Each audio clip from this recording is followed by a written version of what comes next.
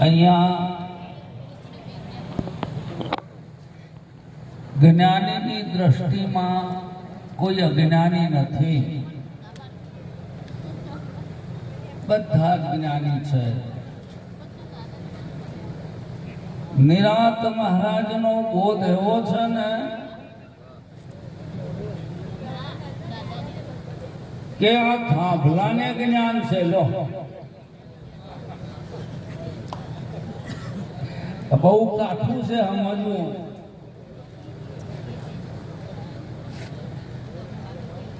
નિરાંત કહે નિષ્ઠાનું ફળ માનો કે ના માનો.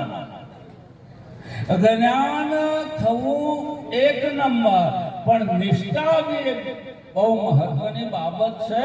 અને શિષ્યએ ગુરુ પાસેથી ઉપદેશ લીધા પછી ગુરુની વાતમાં નિષ્ઠા ના આવે ને ઘણી વાર નિષ્ઠા ના આવે તો ગુરુને છોડીને હાલ્યો જાય. 15 વર્ષ થઈ ગયા. કેટલા? 15 વર્ષ ગુરુને છોડીને એક શહેરમાં શિષ્ય ઉભો છે.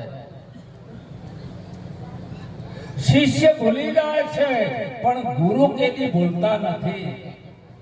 અને ગુરુ શિષ્ય ઉભો છે, ગામમાં સવારી નીકળે છે.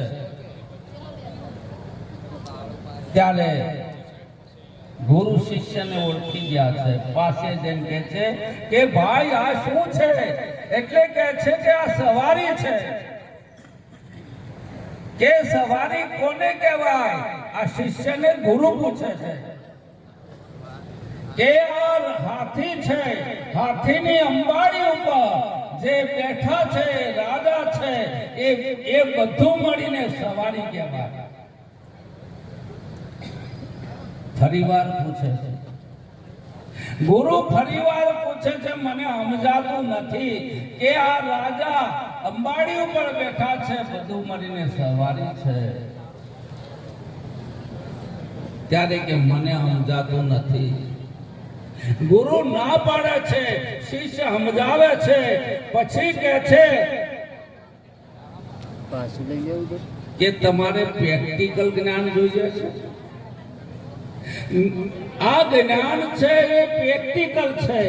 એક જ્ઞાન છે अनुमान છે. अनुमान का आसरा छोड़ दे, बाल का उलट कर देख ले अपना जी, बिना समझे निज नाम जपे वो तो रहे इनका सपना जी. आप में ताकीद कर ले, छोड़ दे मन की कल्पना जी. कहे कबीर पड़गढ़ दीदार पायो फिर झाप किसी का जाता. આ જ્ઞાન પ્રેક્ટિકલ છે, કોઈ અનુમાનનું નથી. અને એ વખતે ગુરુ કહે છે, શિષ્ય કહે છે કે તમારે જો પ્રેક્ટિકલ કરવું હોય તો તમે હાથી બની જાઓ. ગુરુ 4 પગ, 2 હાથ અને પગે હાથી બની જાય. એના ઉપર શિષ્ય બેસી જાય. જુઓ કરુણાનો સાગર સદગુરુ શું છે. એ પોતે હાથી બને છે, શિષ્યને ઉપર બેસાડે છે. પછી પૂછે છે બોલ કે આ ઉપર હાથી એ હું હાથી છું. શું કે છે? શિષ્ય કહે છે કે હું હાથી છું. અને નીચે ગુરુ કહે છે કે હું ગુરુ છું. અને એ વખત કહ્યું આ હું ઉપર હતું તે નેચર કેવી રીતે આવ્યું? આ હું ઉપર હતું નીચે આવ્યું. ત્યારે પેલાને ખ્યાલ આવ્યો શિષ્યને, હા આ વાત તો મારા ગુરુ કહેતા હતા. એ હુંને કોઈ રામ કહે છે, એ હુંને કોઈ કૃષ્ણ કહે છે, એ હુંને કોઈ નિરાત કહે છે, અને એ હુંને કહે છે પરમાત્મા કહે છે, એને બ્રહ્મ કહે છે. જ્યાં સુધી અસ્તિત્વ આધ્યાત્મિક જગતમાં પ્રથમ પ્રશ્ન હોય તો હું કોણ? આગળ કોઈ મહાત્મા બોલ્યા હતા, આ જગતમાં 3 અનુભવ કોઈને નહીં હોય. ગમે તે હશે ને 3 અનુભવ નહીં થાય. પહેલો અનુભવ હું નથી એવું કોઈ નહીં કહે. તમે કોઈ બીને પૂછો, જ્ઞાની હોય કે અજ્ઞાની હોય, હું છું.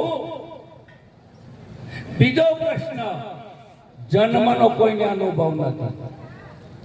કોઈને જન્મનો અનુભવ નથી અને મૃત્યુનો પણ અનુભવ ના હોય, અને મૃત્યુ થાય તો અનુભવ કોઈને નહીં હોય. મૃત્યુનો અનુભવ, જે વસ્તુ ના હોય ને એનો અનુભવ ક્યારે હોઈ શકે નહીં. એટલે અમારા તત્વવેત્તા ઋષિ મુનિ કહે છે સતનો અભાવ નથી અને મિથ્યાનું અસ્તિત્વ નથી. આ તત્વવેત્તાનો આખરી નિશ્ચય છે કે સતનો અભાવ નથી, ક્યારે તમારો અભાવ નથી. જાગૃતિ હોય, સ્વપ્ન હોય, સુષુપ્તિ હોય, અને વેદો પુકાર કરીને કહે છે કે અસ્તિ ભાતિ પ્રિય, તારું સ્વરૂપ છે, જે અસ્તિત્વ છે એ જ ભાસીનું છે અને એ જ પ્રિય છે. અસ્તિત્વ સિવાય કાંઈ નથી. નૂરે રોશન પૂછે છે, नूरे रोशन पूछे से मंसूर ने तूने खुदा को देखा है कि हाँ देखा है, तो कैसे कि देख ले मुझे. શું કહે છે? देख ले मुझे. मैं कैसे मानूं कि बैठ जा, बैठ जा. જેને ગુરુ ચરણમાં બેઠા છે, જેને ગુરુ ચરણની અંદર સમર્પિત ભાવે બેઠા છે, ભગવાન કહે છે કે શ્રદ્ધાવાન લભ્યતે. જેને શ્રદ્ધા નથી, જેને વિશ્વાસ નથી, જેને સમર્પિત ભાવ નથી, એના માટે આ માર્ગ નથી. સર્વ ધર્મ પરિત્યાજ્યમામ એકમ શરણમ વ્રજ. બધા ધર્મો છોડીને મારા શરણે આવી જા. આ ધર્મ તારા નથી. આગળ સંતોએ ઘણો સત્સંગ કર્યો છે કે આ જીવનમાં શરૂમાં વ્યક્તિને એવો ભાવ પકડાય છે કે આ શરીર હું છું, અને બીજો ભાવ એવો પકડાય છે મોટા ભાગના વર્ગને કે કરતા હું છું. તમે એટલો વિચાર કરજો. એક દ્રષ્ટાંત છે સરસ અને મને રુચિકર છે, વારે વારે કહું છું કે વિષ્ણુ ભગવાને અટલ પદવી આપી ધ્રુવને, અને એ વખતે કહ્યું, ધ્રુવ પ્રશ્ન કરે છે વિષ્ણુ ભગવાનને કે હે પ્રભુ, આ અટલ પદવી આપનાર કોણ અને આ હું લેનારો કોણ? આ અટલ પદવી આપનાર આપ કોણ છો અને આ લેનાર હું કોણ છું? અરે આ સત્સંગ કરનાર હું કોણ અને તમે સાંભળનાર કોણ? આટલું જો સમજાઈ જાય તો નિરાતને સમજ્યા છો, બાકી નિરાતને સમજવું બહુ દુર્લભ છે. એ વખત કહે છે કે હે ધ્રુવ, આનો ઉત્તર દેવાથી હું વિષ્ણુ નથી રહેતો અને તું ધ્રુવ નથી રહેતો. સમજાય? બિંદુ સે સિંધુ ભયો, નામે ભયો નિરાગ. એક બુંદ સાગરમાં ભરી જાય તો સાહેબ હું બુંદ છું એમ ન કે. નદી સાગરમાં ભરી જાય ને હું ગંગા છું એવું ના કે કહી શકે? તાકાત છે કહી શકે? અને એથી તો અમારા સંતો ઊંચી છલાંગ મારી છે કે નાવ में નદિયા ડૂબી જાય. અમારા મહેન્દ્ર અંબાણી, નાવ में નદિયા, આખો સમુદ્ર જ્યારે એક બુંદમાં સમી જાય એવું કહેનાર વિરલ પુરુષો છે. આખું બ્રહ્માંડ જેમાં જહાં સે अपना वाई समाना सुन रूप निर्वाणी, જેમાં આખું બ્રહ્માંડ સમી જાય છે. અને એ વાત નિરાત બાપુ કહે છે, બીજ રૂપી છે નામ ગુણે વધ્યો વિસ્તારો, સુણતા ઉપજે મોહી માયાનો ચાળો.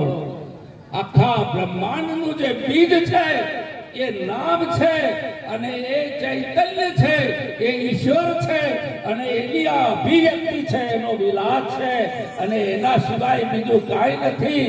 અનંત જન્મોના અંતે સર્વ કાંઈ વાસુદેવ એવા મુનિ દુર્લભ છે. અને શ્રુતિ પણ કહે છે પૂર્ણમદ પૂર્ણમિદં પૂર્ણાત પૂર્ણમુદચ્યતે પૂર્ણસ્ય પૂર્ણમાદાય પૂર્ણમેવાવશિષ્યતિ. પૂર્ણમાંથી પૂર્ણ લેતા પૂર્ણ બાકી બચે છે. બોલો સદગુરુ બાપુ.